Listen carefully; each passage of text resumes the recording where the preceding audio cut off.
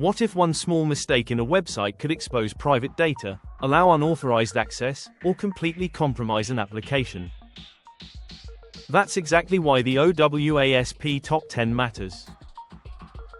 OWASP stands for the Open Worldwide Application Security Project, and its Top 10 is one of the most well-known awareness lists for web application security.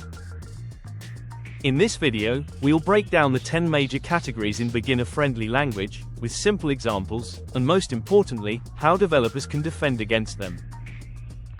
Let's get started. 1. Broken access control. First is broken access control. Imagine an online shopping website where every user has a profile page. You're supposed to see only your own account, but because the application doesn't properly verify authorization, changing an account identifier could expose someone else's information.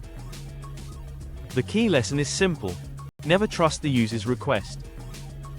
The server must verify what that user is actually allowed to access. 2. Cryptographic failure. Number 2 is cryptographic failures. This happens when sensitive information isn't properly protected. Think about passwords, payment information, personal data, or confidential documents being stored or transmitted without adequate protection. For example, storing passwords as plain text is extremely dangerous. Modern applications should use strong password hashing, secure encryption where appropriate, and protected connections such as HTTPS. 3. Injection. Number 3 is injection.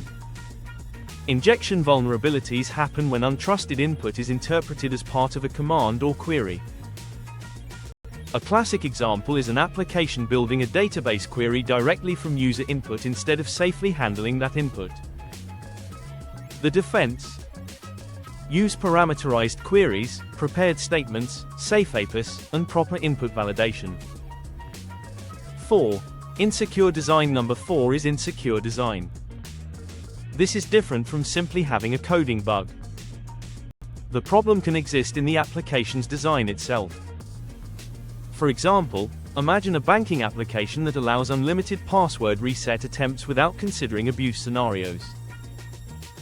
Even if the code works exactly as programmed, the security design is weak. Security should be considered during planning, not added at the very end. 5. Security misconfiguration. Number 5 is security misconfiguration. Sometimes an application can be secure in theory but poorly configured in practice. Examples include unnecessary services, default credentials, overly detailed error messages, exposed administrative interfaces, or incorrect cloud permissions. A good security practice is to use secure defaults, remove unnecessary components, keep systems updated, and regularly review configurations. 6. Vulnerable and outdated components. Number 6 is vulnerable and outdated components. Modern applications often depend on dozens, or even hundreds, of libraries and frameworks. If one of those components contains a known security vulnerability and isn't updated, attackers may be able to exploit it. Developers should maintain an inventory of dependencies, monitor security advisories, and apply trusted updates and patches. 7. Identification and authentication failures. Number 7 involves identification and authentication failures. Authentication answers one important question: who are you? Weak passwords, poor session management, missing multi-factor authentication, or badly implemented login systems can create serious risks. Strong password policies, secure session handling, rate limiting, and multi-factor authentication can significantly improve account security. 8. Software and data integrity failures. Number 8 is software and data integrity failures. Applications often rely on software packages, updates, plugins, and external data.